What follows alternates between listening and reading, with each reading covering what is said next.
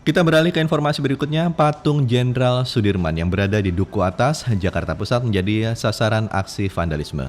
Petugas Penanganan Prasarana dan Sarana Umum atau PPSU langsung menghapus coretan tersebut yang berada di sisi depan dan samping keramik patung Jenderal Sudirman pada hari Minggu pagi. Aksi vandalisme ini diduga dilakukan pada Sabtu malam sebelumnya. Pelaku vandalisme belum diketahui, namun untungnya kondisi patung kini sudah dalam keadaan bersih dari coret-coretan.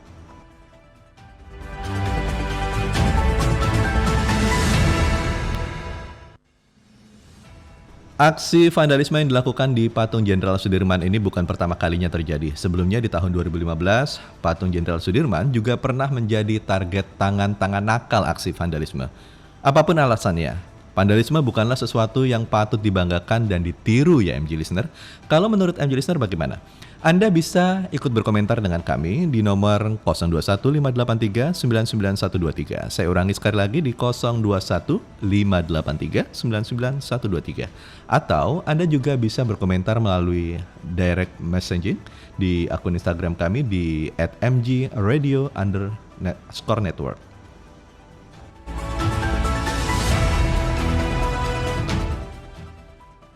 Dan MG Listener, saat ini sudah ada penelpon yang akan berkomentar bersama kami terkait aksi vandalisme. Mas Ridwan. Ya, selamat siang Pak Kabul. Selamat siang, apa kabar Mas Ridwan? Sehat-sehat?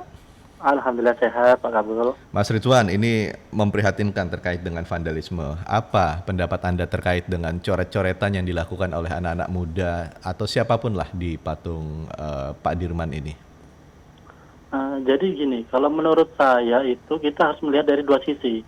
Mungkin bagi kita itu vandalisme, tetapi bagi mereka para pelakunya, kita terlepas dari siapa itu pelakunya ya, anak kecil, dewasa, remaja, atau mungkin orang yang mohon maaf tidak memiliki pendidikan yang cukup untuk memahami betapa pentingnya menjaga budaya itu. Tapi mungkin dari mereka itu suatu bentuk apresiasi seni, suatu luapan seni yang tidak memiliki tempat yang pas untuk menyalurkannya. Jadi kalau menurut saya sebagai warga yang biasa melewati itu, kita harus tahu bagaimana cara mengarahkan dan bagaimana cara menanganinya. Tapi kalau pandangan saya dari aksi vandalisme ini, kita bisa memberikan suatu dua tindakan. Pertama mungkin bisa ditindak, bisa ditangkap atau ditindak dengan tegas. Tapi di sisi lain kita harus memberikan perangkulan dan pemahaman seperti itu. Kan kita kan tahu di beberapa titik di Jakarta itu kan ada tempat-tempat yang bisa digunakan untuk menyalurkan seni mereka, seperti RPTRA, Kampung Budaya, seperti Sanggar Seni. Ya kita rangkul mereka, kita arahkan, kita fasilitasi, atau mungkin maksudnya kami itu pemerintah daerah DKI Jakarta seperti itu. Saya mau coba garis bawahi tentang pernyataan Anda bahwa ini adalah apresiasi seni. Bagaimana bisa mengatakan bahwa vandalisme ini adalah apresiasi seni terhadap mereka? Ya, maksud saya bukan apresiasi dari kacamata kita, itu mungkin vandalisme. Tetapi dari kacamata mereka itu merupakan bentuk mengapresiasi seni mereka, karena tidak memiliki tempat yang pas untuk menyalurkannya seperti itu. Tidak memiliki tempat ya? Ya, jadi pemerintah provinsi juga harus paham tentang itu, begitu. Oke, kalau menurut Mas Rizwan, apakah selama ini ruang yang diberikan oleh Pemprov DKI Jakarta misalnya karena kasusnya terjadi di Jakarta untuk untuk mengekspresikan kemampuan mereka dalam membuat karya semacam coret-coretan seperti inilah, itu sudah cukup? Kalau dinilai cukup dan tidak cukup itu tentatif ya, tetapi ada beberapa titik yang memang sengaja disediakan oleh Pemprov DKI itu memberikan ruang kepada mereka untuk mengapresiasikan, seperti di Jalan Dan Mogot itu di tiang-tiang flyover itu diberikan tempat. Memang, tetapi bagi mereka yang tidak terangkul ini, yang mereka yang tidak terdata ini, nah itu yang menjadi PR tersendiri bagi pemerintah Provinsi DKI Jakarta. Oh, menarik sekali tadi idenya Mas Ridwan. Saya menangkap bahwa ada tiang-tiang dari jalan tol itu kan memang kalau saya perhatikan kurang dimanfaatkan ya. Iya, betul. Apakah hal-hal seperti itu sebaiknya memang disosialisasikan lebih masif lagi atau bagaimana ya kalau menurut Mas Ridwan? Nah, kalau seperti itu sosialisasi itu penting, tetapi kita harus lihat tentang kecantikan kota juga. Tidak semua tiang atau semua titik, semua dinding itu bisa diberikan keleluasaan untuk diberikan tempat untuk menyalurkan seni melukis, bisa kita katakan seperti itu. Tetapi kan kita harus memperhatikan kenyamanan warga setempat. Mungkin bagi warga tidak senang kalau ada coretan-coretan, tapi bagi mereka itu bisa memberikan suatu gambaran, apresiasi, bisa menyampaikan pesannya di situ. Tetapi ada beberapa warga memang tidak suka hal-hal seperti itu. Kita harus bisa memahami dua kacamata itu. Baik, terima kasih Mas Ridwan. Idenya Baik, menarik siap. sekali. Terima kasih. Jadi yang saya tangkap dari Mas Ridwan adalah sebaiknya ruang yang diberikan kepada anak-anak muda atau siapapun pelaku vandalisme ini diberi kesempatan untuk menyalurkan mereka punya kemampuan seninya dalam mural misalnya di tempat-tempat yang memang jauh lebih banyak lagi seperti tiang-tiang jalan tol yang selama ini tidak dimanfaatkan. Betul. Ditangkap perlu dilakukan lah kalau tindakan keras seperti itu ya, tegas lah seperti itu ya Mas Ridwan ya. Betul. Baik Mas Ridwan, terima kasih. Sehat-sehat selalu. Dan MG Listener, saat ini sudah ada satu penelpon lagi terkait dengan kasus vandalisme di ibu kota. Pak Gunawan dari Rawamangun, betul ya Pak? Betul, demikian adanya. Selamat siang, Bung Selamat Kabul. Salam sehat selalu siang buat Pak kita semua. Gunawan, sehat selalu. Bagaimana Iya. Pak? Ini saya prihatin nih Pak dengan coret-coretan di patung Pak Dirman ini Pak. Tidak hanya Anda, Bung Kabul, kita semua warga Jakarta.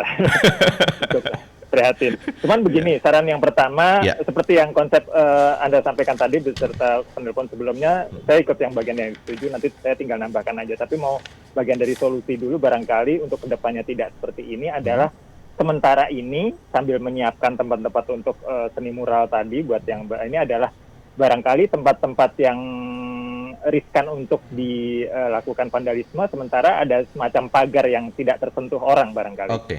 Iya kan, nah, sifatnya sangat opsional aja. Nanti kalau memang sudah ada tempatnya, sudah tidak terjadi itu lagi, silahkan kalau mau dibuka. Tapi sekarang ini tampaknya memang dalam tanda kutip agak kejam karena kok nggak bisa megang marmernya, ya kan? Ya kan, padahal untuk foto selfie bisa bagus, tapi kok ada yang begitu. Walaupun itu sifatnya saya bilang tidak pukul rata, artinya kasih saja, tapi betul. mengganggu, ya kan. Nah, jadi Betul. kenapa enggak untuk sementara dari Pemda diadakan semacam kayak pagar begitu teralis sehingga orang nggak bisa, tidak sampai sejangkauan untuk semprot begitu. Iya. Demikian, Bung Kabul. Oke. Kalau saya kumpulkan berarti ide-idenya cukup banyak nih Pak, mulai dari tadi tempat mural Ada tempat diperbanyak, untuk, memang seperti itu. Memang kalau saya perhatikan nggak terlalu banyak ya Pak ya tempat-tempat itu, hanya tempat-tempat tertentu saja di ibu kota ini yang menyediakan ruang untuk coret-coretan lah, untuk mural lah seperti itu. Padahal soalnya gini, gimana Pak? Iya, Bung Kabul, agak ada beberapa poin yang saya lihat. Pertama, kalau mural ini kan makan space-nya agak berapa Besar. meter kali berapa meter persegi. Betul. Ini sementara anak pemuda se-DKI pada semangat begini mencoba begitu, sebentar lokasinya sebentar lagi cepat habis begitu kan ya. Karena kan besar gitu, lain kalau cuma di kertas gambar buku tulis begitu kan beda. Atau mungkin ada yang merawat dalam hal ini, begitu muralnya selesai dikasih waktu 1 minggu 2 minggu tutup lagi dengan cat baru gitu. Atau kemudian dikonteskan saja. Dikontenkan saja. Betul. Dikontenkan begitu, nanti udah. Jadi orang lihat selanjutnya adalah di media digital. Kalau udah ada lifetime-nya 1 minggu, gentian yang berikutnya siapa, dari RT mana, dari warga mana begitu, sehingga masing-masing punya nama di ini juga, tapi tidak merusak pemandangan dan ada tempatnya. Karena saya juga melihat beberapa yang di kolong jalan tol, kolong jembatan, di flyover itu sudah ada space-nya untuk misalnya tanaman-tanaman, ya kan, hijau-hijau sudah ada. Beberapa lagi untuk space-nya para pemasang iklan. Otomatis kalau pemasang iklan yang digital itu juga kan ada income buat Pemda untuk ini wilayah tersebut, ya kan. Jadi barangkali demikian. Jadi ada masing-masing. Sama satu lagi saya ingatkan juga, kadang ada di beberapa warga kita di lingkungan masing-masing wilayah itu yang sempat merasakan nggak, Bung Kabul, bahwa mereka diminta oleh kelurahan atau wilayah masing-masing itu untuk menggambar, memang ditugaskan seperti tematik sekarang ini dalam rangka HUT Jakarta, ya kan. Itu mereka menggambar, tapi kan itu oke lah, itu biasanya tim orange ya, sudah memang kaplingannya mereka yang bisa menggambar, tapi kemudian untuk warga masyarakat biasa tentu punya tempat tersendiri. Yang saya sampaikan tadi adalah biasanya di tepi-tepi pagar-pagar yang kemudian dicat resmi oleh kelurahan, kemudian per tematik Jakarta apa itu kan sudah ada tuh. Jadi indah, nanti sebentar temanya sudah hilang, diganti dengan tema berikutnya begitu. Baik, terima kasih Pak Gunawan. Saya tertarik Sama-sama, sekali dengan teman-teman. ide orisinalnya tentang dikontenkan. Itu betul-betul tuh Pak. Iya, Di iya. zaman di kita Karena- kayak gini harus perlu seperti itu. Betul. Bisa kita simpan. Bisa Sementara disimpan, kan betul. lokasinya kan Iya. space-nya satu orang itu kan lumayan luas. Iya, Sehingga betul. kalau kita nggak simpan nanti yang berikutnya jatahnya di mana gitu kan. Betul. Kesian. Betul. begitu. Sementara ruang Itu saja. terbatas, betul. Terima kasih Baik, Pak Gunawan. Sama-sama, terima kasih. Salam sukses, selamat siang, selamat tugas. Selamat siang, sehat-sehat selalu. Bali. Sudirman yang berada di Duku Atas, Jakarta Pusat menjadi sasaran aksi vandalisme. Menurut Lurah Karetengsin, Hari Ananda, aksi tidak terpuji ini dilakukan saat malam hari.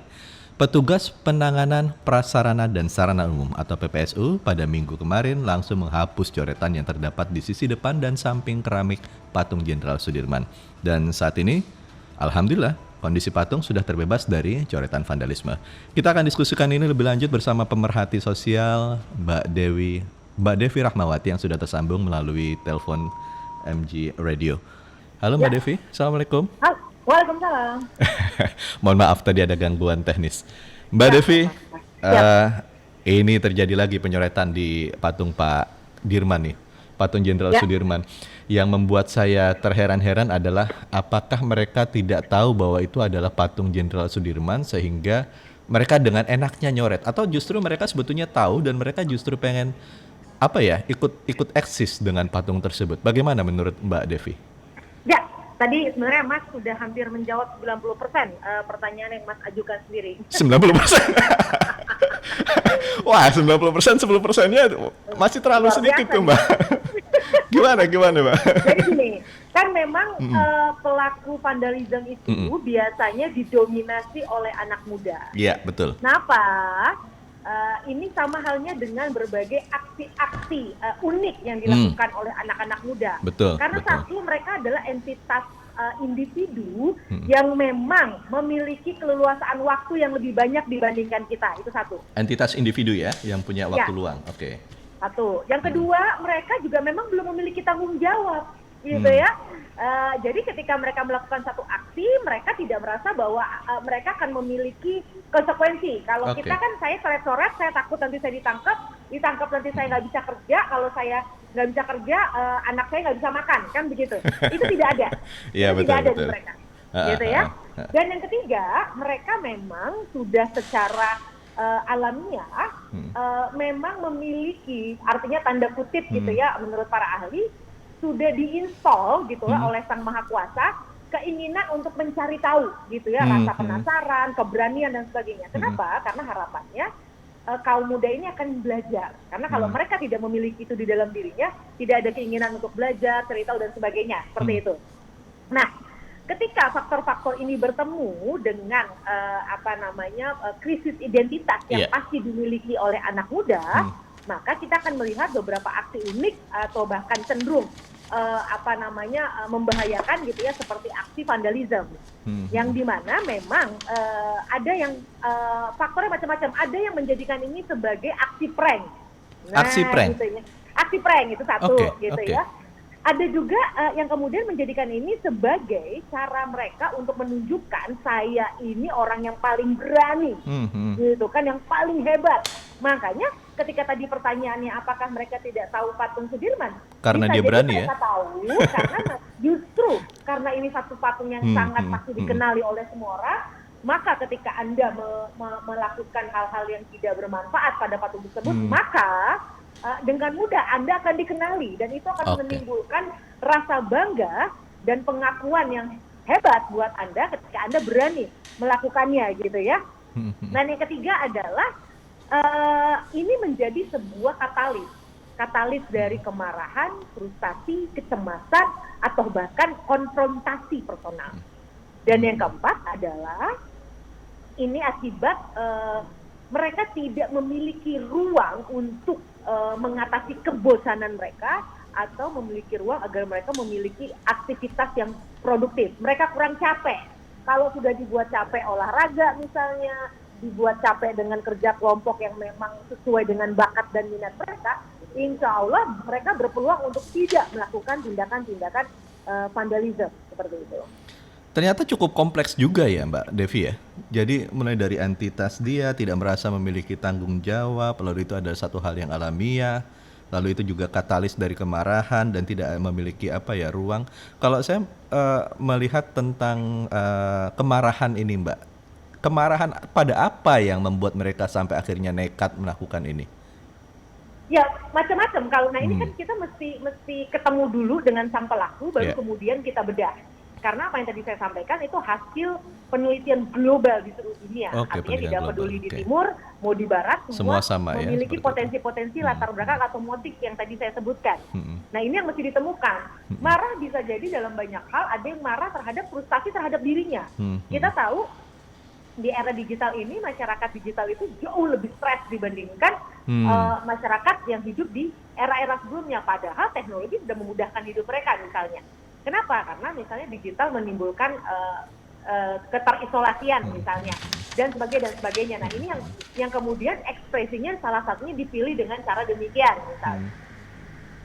Tadi ada usulan justru malah memanfaatkan ruang digital Mbak. Jadi Pak Gunawan tadi misalnya penelpon sebelumnya menyebutkan ya udah kita kelola saja manajemen ruang-ruang untuk mural itu. Jadi begitu dikasih kesempatan, mereka menuangkan ekspresi mereka di situ, lalu kita abadikan, lalu kita upload sebagai konten-konten tertentu di media sosial seperti itu. Kemudian ditutup, baru masuk lagi anak-anak yang berikutnya. Bisakah seperti itu sebetulnya, Mbak? Gini, memang itu salah satu masukan yang sangat tepat gitu ya. Artinya apa? Kenapa kemudian muncul tawuran anak, muncul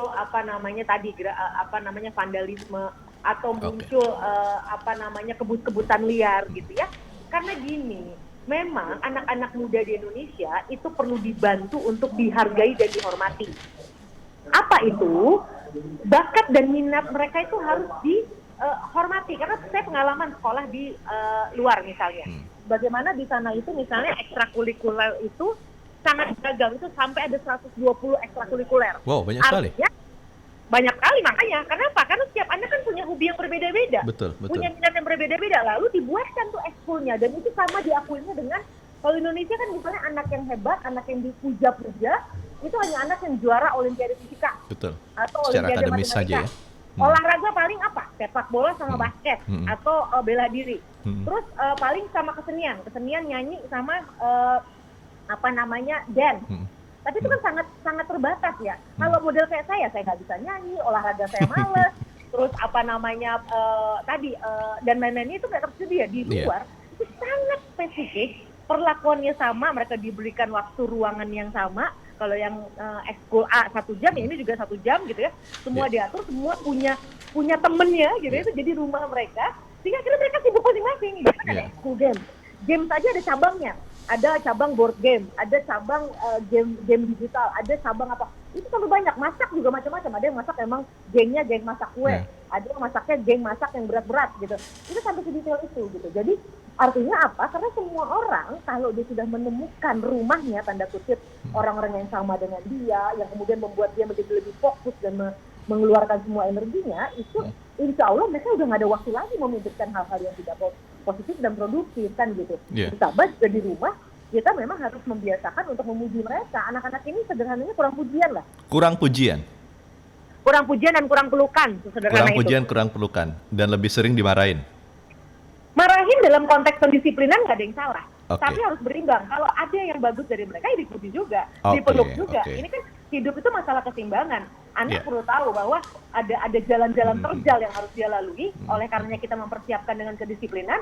Tapi ketika dia mampu melewatinya dengan baik, ya kita puji kan begitu. Mbak Devi, satu pertanyaan saya yang terakhir. Ini tadi Mbak Devi menyebutkan ada 120 ekstrakurikuler di luar negeri.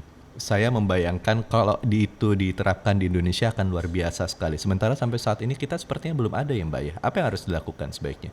Gini, Mas Menteri, kita perlu Presiden Jokowi dan Mas Menteri dalam hal ini sudah menuju ke arah sana dengan program Merdeka Belajar. Itu dahsyat menurut saya. Artinya anak-anak diberikan kemerdekaan untuk menjadi dirinya. Nah ini harapannya cuma satu buat saya. Ganti Presiden nanti 2024, ganti Menteri ya. Mohon yang baik-baik tetap teruskan gitu ya. Artinya ini penting dan sudah ada best practice-nya di luar. Apa yang baik tinggal kita modifikasi kan, disesuaikan dengan kebudayaan kita dan kebutuhan sosial kita. Ya, yang justru khawatir saya justru malah ketika ganti menteri, ganti presiden, ganti kurikulum lagi Mbak kan. Kebiasaan kita seperti itu kan. Makanya media penting lah, media terus mengawal gitu ya, masyarakat dengan apa? Pilih wakil rakyat yang tetap terus bisa memperhatikan aspirasi mendasar sosial seperti ini. Betul. Terima kasih Mbak Devi atas sarannya, masukannya buat pemirsa, buat MG listeners. Sehat-sehat selalu Mbak Devi. Assalamualaikum warahmatullahi wabarakatuh. Waalaikumsalam warahmatullahi wabarakatuh.